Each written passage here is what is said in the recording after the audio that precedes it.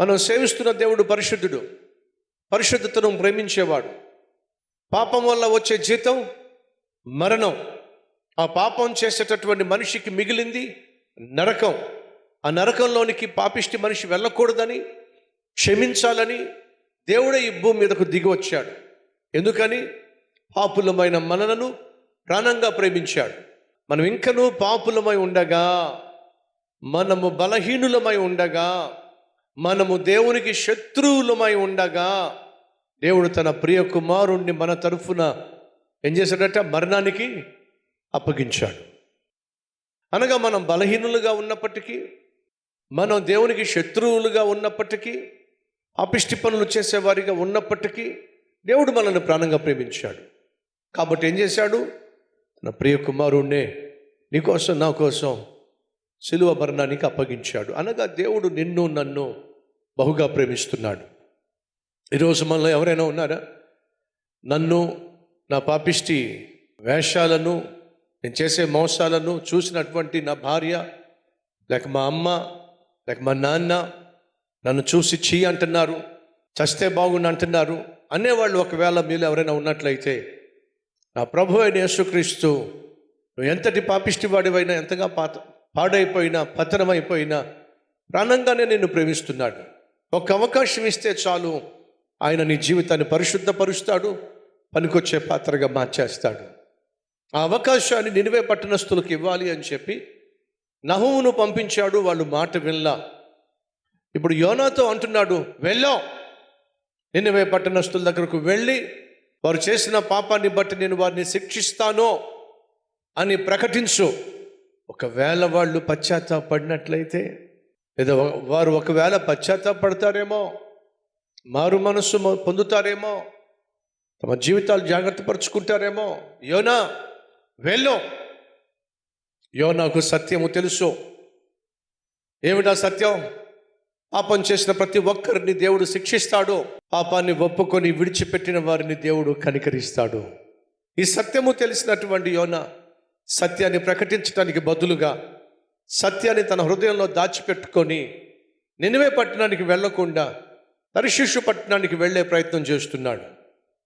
ఇక్కడ కూర్చున్న ప్రతి ఒక్కరిలో సత్యం ఉంది, క్రీస్తు ఉన్నాడు. ఆ సత్యము వల్లనే మనం సమాధానం పొందుకుంటాం. ఏ దేవుడైతే నీకు సమాధానం ఇచ్చాడో, ఏ దేవుడైతే నీకు సంతోషాన్ని ఇచ్చాడో, ఆ దేవుని గూర్చిన సత్యాన్ని లోకానికి పంచిపెట్టాలి అని చెప్పి దేవుడు మనకు ఆజ్ఞాపించాడు. యోనా, నీకు తెలిసిన సత్యాన్ని దాపెట్టద్దే, నీకు తెలిసిన సత్యాన్ని చెప్పు. ఆనాడు ఏ దేవుడైతే యోనాకు తెలిసిన సత్యాన్ని ప్రకటించమన్నాడో అదే దేవుడు ప్రతి ఒక్కరితో చెప్తున్నాడు, మీకు సత్యము తెలుసో, మీకు సువార్త తెలుసో, నశించిపోతున్న ప్రతి ఒక్కరిని దేవుడు ఎంతగా ప్రేమిస్తున్నాడో తెలుసో, వారిని క్షమించడానికి యేసుక్రీస్తు శిలువలో ఏం చేశాడో మీకు తెలుసో. తెలిసిన ఈ సత్యాన్ని దయచేసి దాపెట్టకండి. ఒకడు దీపము వెలిగించి కొంచెము కిందైనను మంచము కిందైనను పెట్టడు కానీ అనేకులకు మార్గము చూపించులాగా ఏం చేస్తాడు? దీపస్తంభం పైన పెడతాడు. సహోదరి సహోదరులు, మనందరినీ కూడా దేవుడు వెలిగించాడు. ఒకప్పుడు చీకట్లో జీవించాం, చీకటి జీవితాన్ని జీవించాం, చీకటి పనులు చేశాం, సైతాను చేతుల్లో చేయి వేసి వాడు చెప్పినట్టుగా మనం బ్రతికాం. కానీ దేవుడు తన ఆశ్చర్యకరమైన వెలుగులోనికి మనల్ని పిలిచాడు. తన కుమారుడైన యేసుక్రీస్తును మనకు పరిచయం చేశాడు.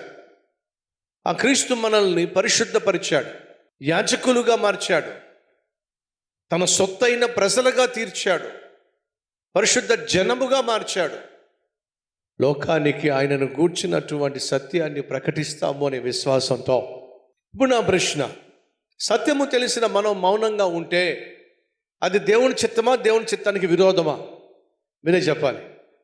సత్యము తెలిసిన మనం సత్యాన్ని తెలియచేయకుండా మౌనంగా ఉన్నట్లయితే మనం దేవుణ్ణి సంతోషపరుస్తున్నామా, దేవుణ్ణి దుఃఖపరుస్తున్నామా? ఖచ్చితంగా దేవుణ్ణి దుఃఖపరుస్తున్నాం. ఆనాడు యోనా దేవుణ్ణి దుఃఖపరిచాడు. వెళ్ళమన్న చోటకి వెళ్ళకుండా నిర్భయంగా తప్పు చేశాడు, నిర్భయంగా అవిధేయంగా జీవించాడు. నువ్వు వెళ్ళమంటే నేను వెళ్ళాలా? వెళ్ళకపోతే ఏం చేస్తావు? అన్నట్టుగా అఘోరించాడు. సహోదరి సహోదరులు, అవిధేయత అపాయకరము. ఈ మాట రాసుకోండి ఎప్పుడైనా సరే. పాపము, ప్రమాదము, మర్చిపోకండి. ఏమవుతుందంటే వెళ్ళకపోతే, సత్యం చెప్పకపోతే అనేటటువంటి ఒక నిర్లక్ష్యం, అవిధేయత ఏం చేసిందయ్యా అంటే యోనాను దేవుని దగ్గర నుంచి పారిపోయే విధంగా చేసింది. ఎప్పుడైతే యోనా దేవుని చిత్తానికి, దేవుని యొక్క పనికి, దేవుడిచ్చినటువంటి పిలుపుకు విరుద్ధంగా దేవుని యొక్క సేవ చేయడానికి బదులుగా, దేవుని సత్యాన్ని ప్రకటించడానికి బదులుగా, దేవుని సత్యమునకు సాక్షిగా జీవించడానికి బదులుగా, దేవుని దగ్గర నుంచి, దేవుడిచ్చిన సేవ దగ్గర నుంచి, దేవుడిచ్చినటువంటి సాక్ష్యమును పక్కనగా పెట్టి ఎక్కడికో వెళ్ళిపోతున్నాడు. అలా వెళుతున్నప్పుడు తాను ప్రమాదంలో పడ్డాడు. దయచేసి గమనించాలి, తప్పు చేసేవాళ్ళు, పాపం చేసేవాళ్ళు వాళ్ళొక్కళ్ళే ప్రమాదంలో పడరు, తమ చుట్టూ ఉన్న వారిని ప్రమాదంలోకి గెంటేస్తారు. దేవుడు ఈరోజు మాతో మాట్లాడాడు. నా హృదయాన్ని నేను సరిచేసుకుంటున్నాను. యోనా వలె నేను కూడా దేవునికి దూరం అయిపోయాను. నా ఇష్టం చేయాలని అనుకున్నాను. ఈరోజు నష్టాల బారిన పడిపోయాను, కష్టాలు పాలైపోయాను. దేవుడు నన్ను హెచ్చరిక చేస్తున్నాడు, మాట వినమని పిలుస్తున్నాడు, తన వైపుకు తిరగమంటున్నాడు, లోబడితే ఆశీర్వదిస్తానంటున్నాడు. లోబడ్డానికి నేను సిద్ధంగా ఉన్నాను అన్నవారు మీ హస్తాన్ని ప్రభు చూపిస్తారా? ఎస్.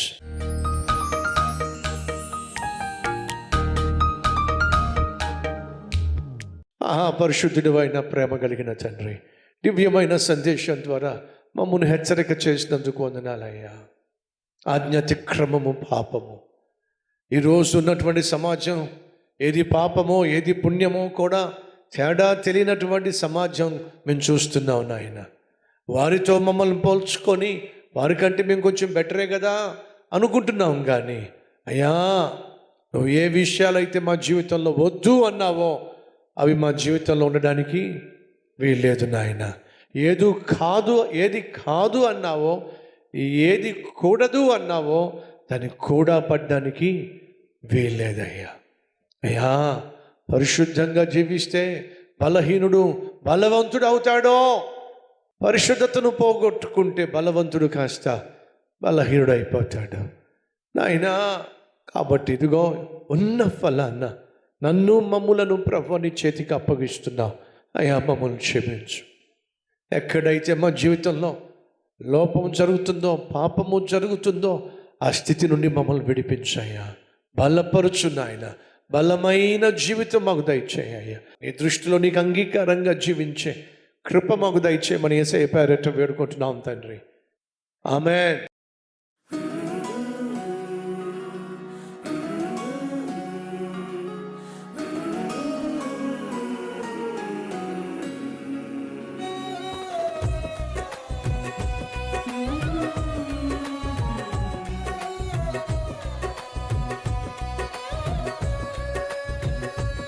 ఈ సందేశం మీకు ఆశీర్వాదకరంగా ఉన్నట్లయితే 10 మందికి షేర్ చేయండి, లైక్ చేయండి, మంచి కామెంట్ పెట్టండి. మళ్ళా రేపు కలుసుకుందాం.